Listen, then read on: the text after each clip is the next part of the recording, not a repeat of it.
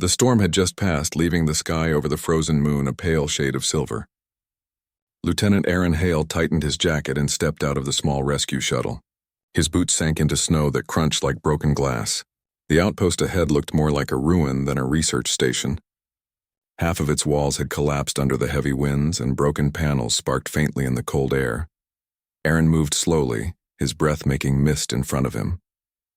He had been told there might be survivors, but when he saw the damage, he doubted anyone could have lived through it. Still, duty was duty, and he kept walking toward the ruins. His gloved hands brushed aside fallen beams as he searched. Inside, the silence was heavy. Cracked monitors and overturned chairs filled the main hall. Aaron tapped his comms, but the signal was weak. "Control, this is Hale. The outpost is badly damaged." "I'm searching for survivors," static answered him. He sighed and switched the comms off. He was alone for now. As he turned a corner, a faint sound reached his ears. Not the creak of metal, not the wind, but something softer. A voice. It was trembling, almost like a whisper. Aaron froze, listening. "Hello?" he called out, his voice echoing through the broken hallway. The sound came again, clearer this time. It was a word, though not in English. Still, it carried the tone of someone pleading. Aaron followed it, stepping carefully over shattered glass until he reached a small room. The door had half collapsed, and he had to push it aside with his shoulder. There, under a fallen beam, he saw her. The figure on the floor was unlike anyone he had ever seen. Her skin glowed faintly, like pale blue light trapped under the surface. Her hair fell like silver threads across her face, and her eyes, wide with fear, glimmered, as if they held a reflection of the frozen sky. Aaron's heart jumped. A living alien, not just a name in reports but real. He dropped to one knee beside her. "Don't move. I'll help you," he said gently. She flinched at his voice, her skin flickering with faint patterns as if her body itself spoke emotions. Aaron slowly placed his hands on the beam, testing its weight. With steady effort, he shifted it enough for her to crawl out. She moved weakly, as though every breath was a struggle. When she finally sat up, leaning against the broken wall, she whispered something again. This time, Aaron recognized a word from the Alliance's shared tongue: human. "Yes, I'm human," Aaron said. He touched his chest. "Aaron," her lips trembled as she tried to repeat it. "I'm Ron," he nodded, smiling a little. "That's right. And you?" For a moment, she looked down as if unsure whether to speak. Then she said softly, "Lyraya." Aaron studied her carefully. She was injured, but not fatally. Her body seemed too delicate for this harsh moon. He offered his canteen. "Drink." She took it with shaking hands, her long fingers brushing his glove. She sipped slowly, her glowing skin calming as the water touched her lips. Aaron scanned the room. The power lines were dead and the heater was broken. The temperature was dropping fast. "We need to move," he said. "I'll get you to my shuttle." But when he tried to help her stand, she clung to his arm tightly, her eyes filled with panic. Her body shook as if the thought of leaving safety terrified her. "It's okay," Aaron whispered. "You'll be safe with me." Her skin pulsed faintly, and she seemed to understand. Slowly, she allowed him to guide her through the ruins. Step by step, they made it outside. The shuttle was small, built only for quick rescues, but it had warmth and working lights. Aaron helped her inside, closing the hatch behind them. The hum of the heater filled the silence, and for the first time her breathing slowed. She sat curled on the seat, her silver hair falling over her face. Aaron prepared a pack of emergency broth and handed it to her. She drank, watching him the whole time, as though making sure he did not vanish. After a long silence, she spoke in a trembling voice. "Alone? No." Aaron frowned, trying to understand. "You don't want to be alone?" She nodded quickly, her glowing patterns brightening in distress. Aaron softened his tone. "You're not alone anymore. I'll stay." The words seemed to ease her, but not completely. She shifted on the seat, hesitated, then looked at him with eyes that carried both fear and hope. In a fragile voice, she asked, "May I sleep beside you tonight, human?" The question caught Aaron off guard. He stared at her, unsure what she meant. But the way she asked, not bold, not demanding, but desperate for comfort, told him this was not about anything else. It was about survival. She needed presence, reassurance, the steady beat of another life nearby. Aaron nodded slowly. "Yes, you can." Relief crossed her face, and her glowing skin dimmed into calm waves. She lay down on the padded bench and Aaron sat beside her, leaning back against the wall. She shifted closer, her shoulder brushing his arm, then finally rested with her eyes closed. The shuttle was quiet except for the hum of the heater and the soft sound of her breathing. Aaron sat still, realizing that this strange, fragile bond was forming in the simplest way. Two lives sharing warmth in the cold. Outside, the storm gathered again. Snow covered the ruins of the outpost, hiding its broken walls. But inside the small shuttle, in the fragile peace between human and alien, there was a spark of hope. Aaron looked down at the alien girl who had trusted him. Her patterns glowed faintly, slow and steady, like the rhythm of a heart. He didn't know what tomorrow would bring. He didn't know why the rescue mission had been delayed or if others had survived. But he knew one thing. Tonight she would not be alone. The night passed slowly inside the shuttle. The heater hummed softly and Aaron sat awake, keeping watch. Leraya slept beside him, curled close as if his presence was the only thing holding her together. From time to time, her skin flickered with faint light, patterns that shifted like the glow of deep-sea creatures. Aaron did not understand the meaning, but he guessed it was her body's way of showing emotions. When morning came, Aaron gently moved to prepare food. The rations were simple, broth packs and water. But when he handed one to her, Leraya accepted it as though it were precious. She sipped slowly, watching him with wide eyes. "You need strength," Aaron said quietly. She tilted her head, trying to form words in the common tongue. "Strength." "Yes?" Her voice was soft, almost broken. Aaron nodded. He wanted to ask questions: what happened to the outpost, why she was the only survivor, what her glowing patterns meant. But he held back. She was still too weak, too shaken. Right now, survival mattered most. After breakfast, Aaron checked the shuttle's systems. The power was holding, but the communication relay was weak. The storm outside was interfering with long-range signals. He tried calling the rescue fleet again. Static answered him. He frowned. Something was wrong. A rescue shuttle should have returned by now. Turning back, he found Leraya staring at him. Her hands trembled as she held the empty cup. "Alone?" she asked in a questioning tone. Aaron shook his head. "No, I'll stay." Her glowing patterns shifted slowly, dimming into calmer shades. She seemed to relax, though only a little. Hours passed. They sat together in the shuttle, listening to the wind beat against the hull. Aaron tried to make her comfortable. He gave her his jacket, even though the heater was already on.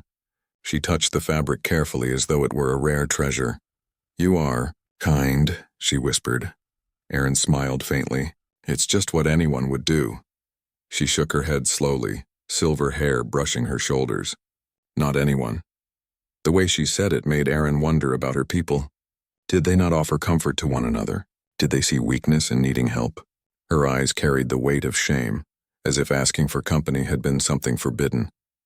To ease the silence, Aaron spoke about home. He told her of Earth, of green forests, wide oceans, and skies that burned orange at sunset. He spoke about his small town where children played in fields and people gathered by fires during winter.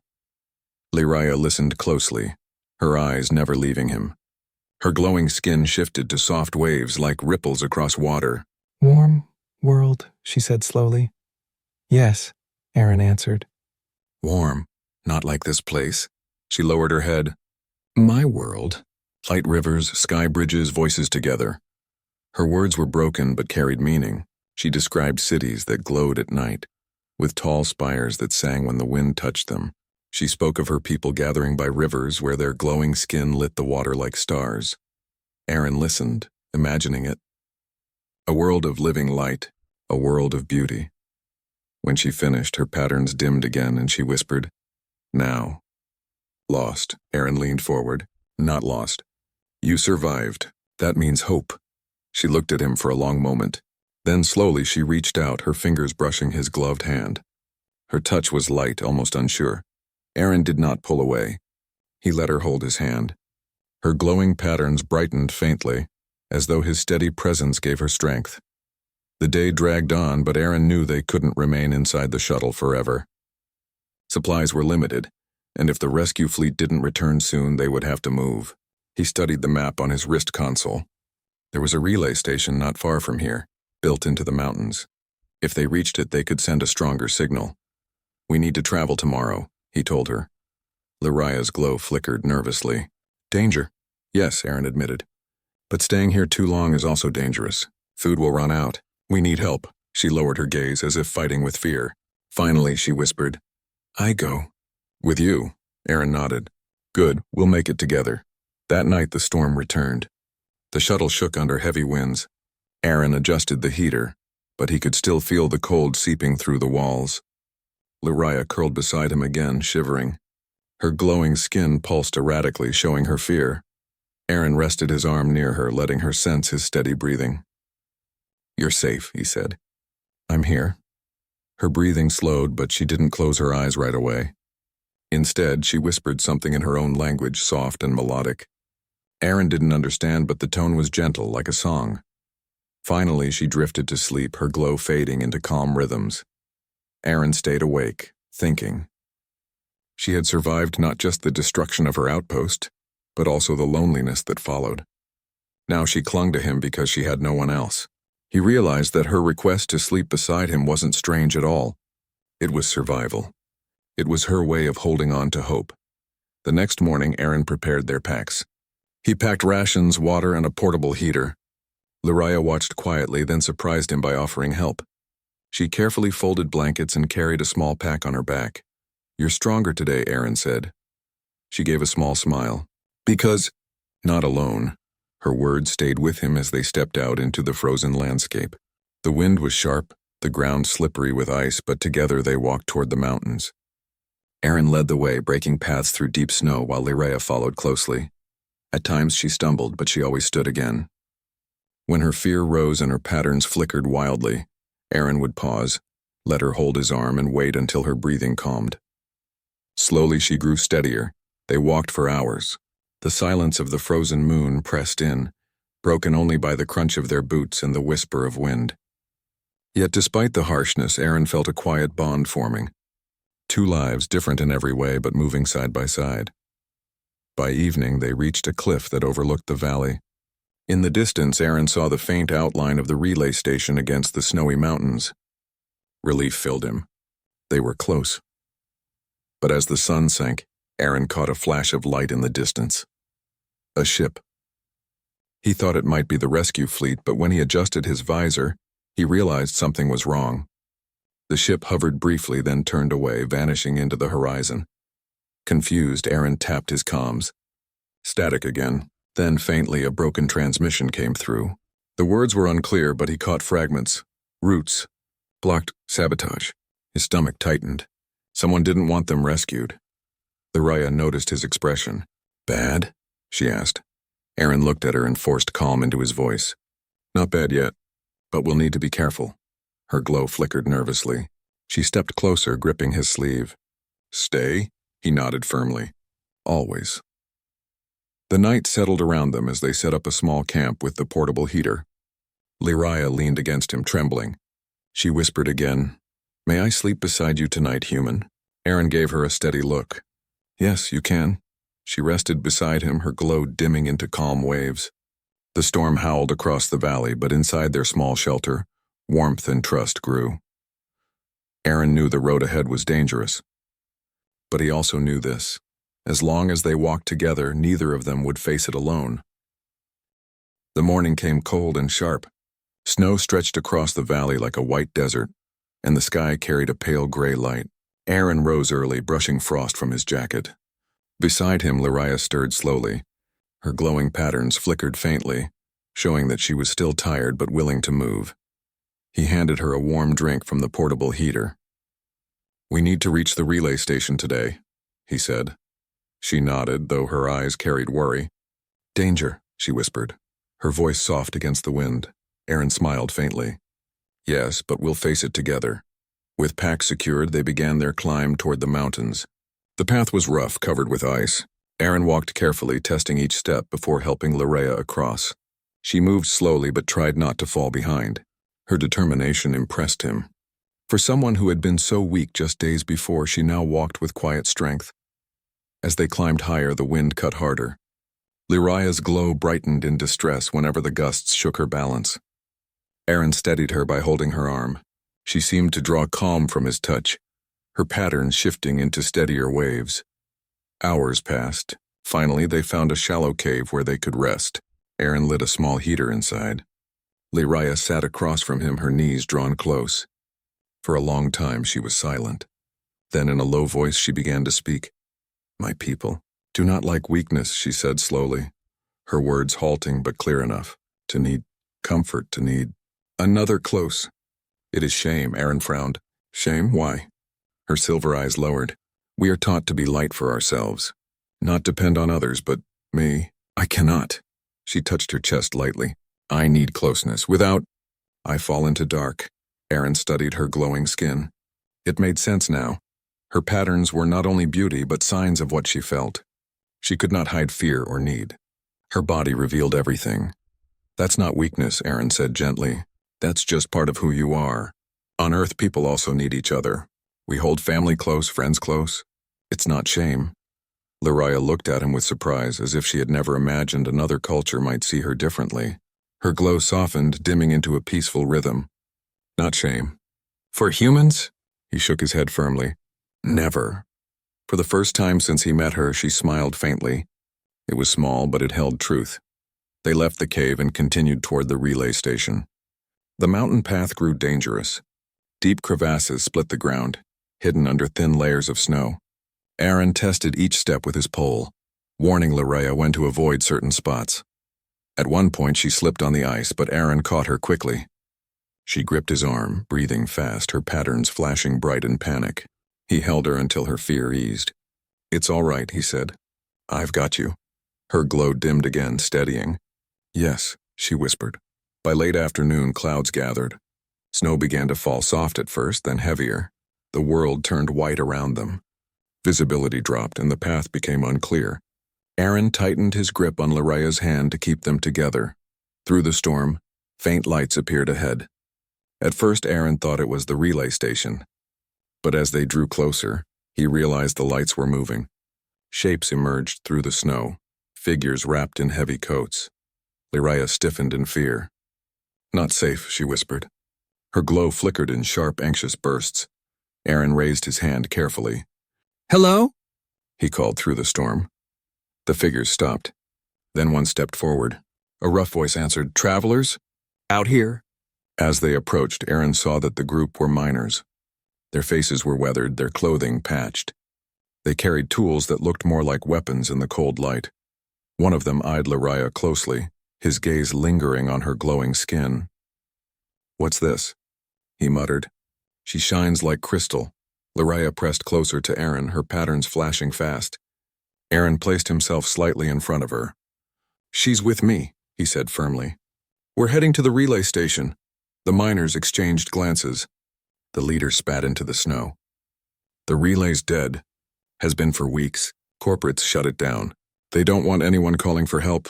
Aaron's jaw tightened. So the broken signal wasn't just the storm. Someone had done this on purpose. Why would they do that? Aaron asked.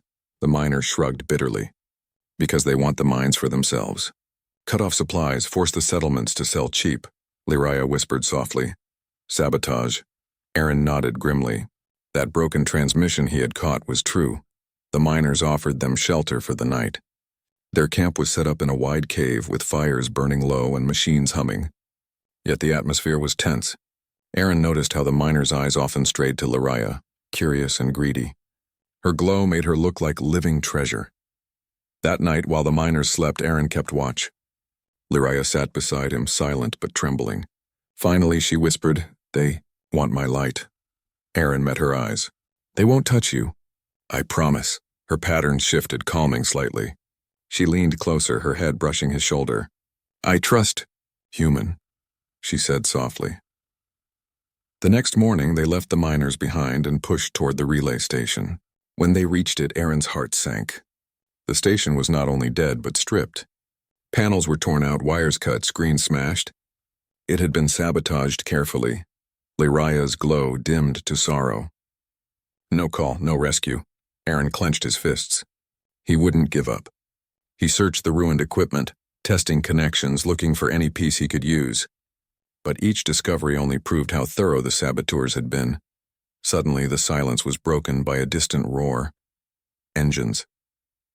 Aaron rushed outside, scanning the sky. A ship was approaching, flying low over the valley.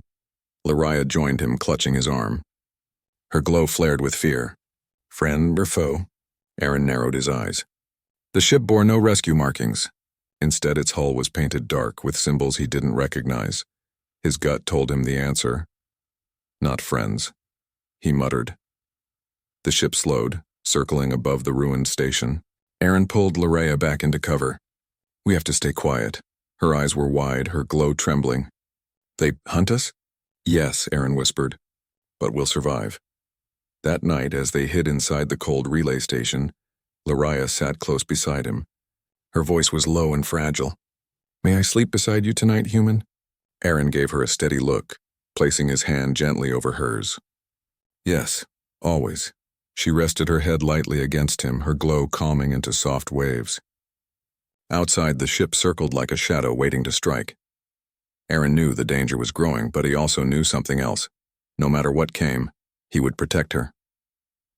The night outside was cold, and the alien sky had begun to glow faintly with silver lines that moved across the horizon. To Daniel, it looked like an endless ocean of light, but to Lyra, those lights were a warning.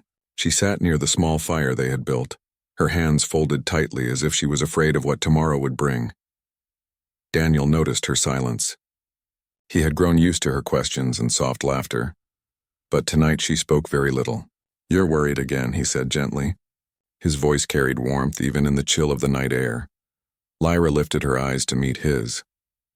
I can feel their presence. The hunters are moving. They do not stop until they take what they want. They are not like you, Daniel. They do not understand kindness. To them, mercy is weakness. Daniel placed another stick into the fire. And to me, mercy is strength. That's the difference between them and us. Her lips trembled slightly and she turned away. But you are only one human. They will outnumber you. They will not listen to your words. They will not care that you gave me protection. They will come to break us apart. Daniel stood, stretching his arms as if to show her his calm confidence. Let them come. If I am only one human, then I will show them what one human can do. You forget something, Lyra. Your hunters might not know fear, but they don't know us either. They don't know what it means when a human decides to protect someone he cares about. She froze at his words. Her heart beat faster and she whispered softly, almost like a child. You care about me? He gave her a small smile, one that carried no lies. I wouldn't still be here if I didn't. Silence followed for a moment, broken only by the crackle of the fire.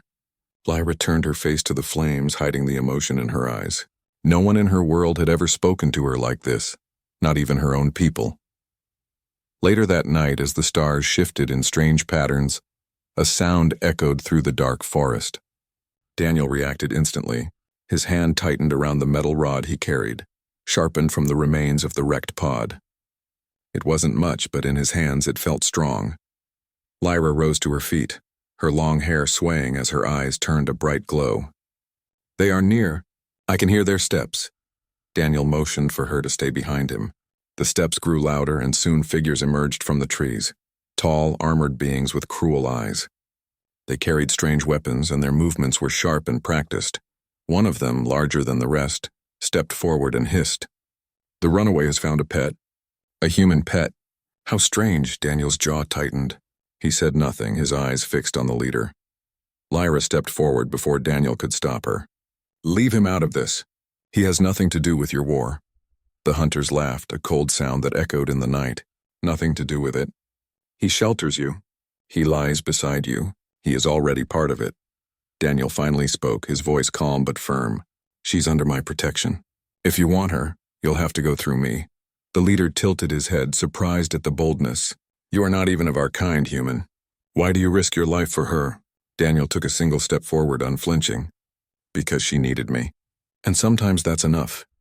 The hunters grew restless, their eyes flashing with anger.